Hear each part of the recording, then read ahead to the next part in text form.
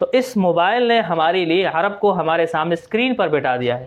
اب اتنی دیر ہے کہ آپ یوٹیوب پر جائیں اور اچھے اچھے عرب علماء، عرب ادباء اور ماہرین علم و فن کو آپ سنیں، ان کے بیانات، یا اگر بیانات تو ظاہر اصلاحی ہوتے ہیں، لیکن علمی محاضرات، علمی پوڈ کاسٹ جب آپ سنیں گے تو اس کا آپ کو بڑا فائدہ ہوگا۔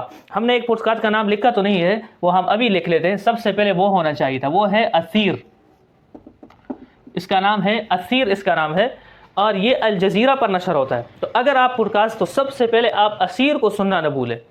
اثیر پر مختلف قوموں کی شخصیات، جیسے آج کل اس میں افریقی ممالک کے حوالے سے، اندلس کے حوالے سے، کوئی اندلس کے بارے میں بڑا ماہر ہے تو اس کے ساتھ 3 گھنٹے بات چیت، تو وہ پورے اندلس کی جو تاریخ ہے وہ ایک خلاصہ، ایک نچوڑ آپ کے سامنے آ جاتا ہے۔ اسی طرح افریقہ کے مختلف ممالک کے علماء، شعراء اور ادباء کے ساتھ پوڈ کاسٹ وہاں پر موجود ہے، تو اس کی زندگی کے بارے میں جب بات ہوتی ہے، اس کے ملک کی بات ہوتی ہے، وہاں کے آب و ہوا کی، وہاں کے علمی فضا کی بات ہوتی ہے، تو پورا ایک علمی خلاصہ اور وہاں کی ایک تاریخ سامنے آ جاتی ہے۔ تو سب سے پہلے آپ اثیر کو سنیں۔